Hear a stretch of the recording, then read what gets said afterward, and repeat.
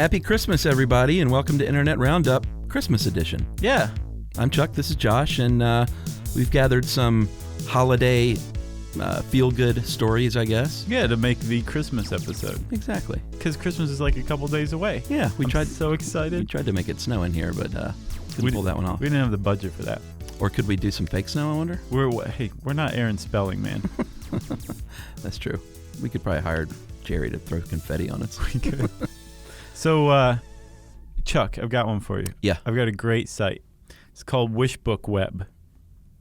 Yeah? It's amazing. So back in 2006, somebody by the name of Wishbone, Yeah. literally, Wishbone came up with a Flickr site of just awesome old catalogs, Wishbooks from years past. Yeah, a lot of Sears, I noticed. Yeah, and Montgomery Ward. Yeah. And this person, Wishbone, is a catalog preservationist, an enthusiast, somebody who's like, catalogs are great. They're like a moment in time. They're an anthropological thing, right? They are, sure.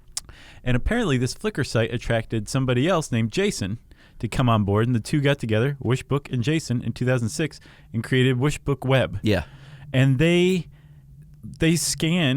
go out and purchase Wishbooks, old catalogs, and then destroy them by tearing them out page by page, Sure. scanning them, and then putting them up on the web forever. And then reassemble them carefully. Well, yeah, they put them in like a folder and set them aside. If they ever need it's them a again. true labor of love. And the first thing I did, of course, is I think most people probably go and pick out a Christmas catalog from when they were like 13 or so. Yeah, so let me do that for you. What was your year of birth? 71. Okay, so 71. Let's say you were into toys hardcore by the time you were 8. Sure. Okay, so we'll do 1979. And look, there it is. There's the Montgomery Ward Wishbone from 1979. Man, that brings back memories. And you can just scroll through, and it will bring up all sorts of different stuff. Toys, clothes. Mm-hmm. 79 was a good year. It's a memory machine. It is. Seriously. Yeah, so mine was, I was 76. So I was super into toys in like, let's say 84. 1984. Wow. Yeah. Yeah. And they have more than just Montgomery Ward and Sears. They have ones from all over, and they go back pretty far. I think to the 40s. Yeah, it seriously did bring back a lot of nostalgia for those days when you would scroll through those catalogs and circle things, and that's like everything. That's where you found what you wanted. Yeah, and then you get to like the internet, the belt section, and be like, I don't care about this. Yeah. Where are the toys? My mom's gonna get me a belt anyway. Right. It was pretty great. Yeah. So if you ever feel like having a little Christmas in July or whatever, just go to Wishbone Web because it's up all year. Yeah, so I thank you and I curse you because I've already spent way too much time like crying in front of my laptop. Well, you think it takes you some time. Apparently it takes Jason and Wishbone 9 hours to scan and crop a 400-page catalog. That's pretty good. And they have a ton of catalogs up there. Yeah. So, yeah. So thank you, Jason, for doing that, man. That's and Wishbone. Serious nostalgia trip. This next story, too, has just a feel-good element to it. Agreed. Former NFL player Jason Brown, he was a big fella, or is a big fella. He was a center for the Rams, for the St. Louis Rams. And he had a $37 million football contract that he walked away from because he wanted to be a farmer. That's right. And his agent said, "You're crazy, and it's a huge mistake." And he went, "No, it's not.